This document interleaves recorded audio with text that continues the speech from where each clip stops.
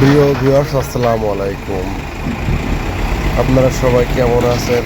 আমি জানি আপনারা সবাই ভালো আছেন। যাক, আলহামদুলিল্লাহ। আমরা আজকে এসেছি দিনাজপুর মধ্যপাড়ার পাথর খনিতে।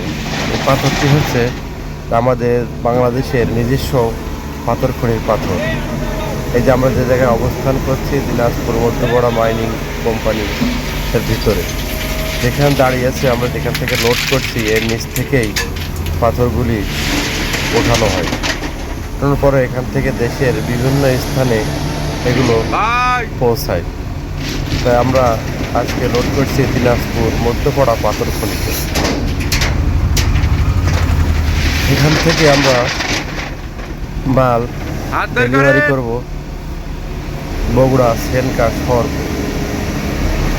সেনকা শেরপুরে এতে গাড়ি লোড করা শুরু করেছি বিসমিল্লাহ সহিত। এটা আমাদের প্রথম পার্ট। গাড়ি লোড থেকে শুরু করে আনলোড পর্যন্ত সম্পূর্ণ আপনাদেরকে দেখানোর চেষ্টা করব এবং পত্রিকা সম্পূর্ণ দেখাবো। ভিডিওটি দেখতে এবং লোড থেকে আনলোড পর্যন্ত দেখতে কিভাবে লোড হয় এবং আমাদের রানিং রাস্তা এবং আনলোড এগুলো আপনাদেরকে দেখাবো। আজকে প্রথম পার্ট, দ্বিতীয় পার্ট এবং তৃতীয় পার্ট দেখতে আপনারা অবশ্যই চ্যানেলটিকে সাবস্ক্রাইব করবেন। আসলেই আমাদের এই যে বাংলাদেশের নিজস্ব পাথর যেগুলো মাইনিং কোম্পানির নিচ থেকে ওঠানো হয়, এগুলো অতি দ্রুত আমাদের গর্বের বিষয়।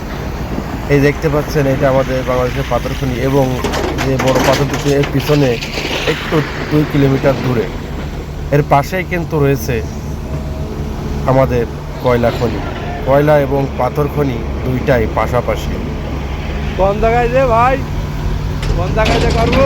এই গাড়িগুলো সম্পূর্ণ সবাই আছে, অপেক্ষা করতে হবে। এই গাড়িগুলো সবই লোড হবে আস্তে আস্তে। এই যে আমার গাড়ি লোড চলছে, আপনারা দেখতে পাচ্ছেন।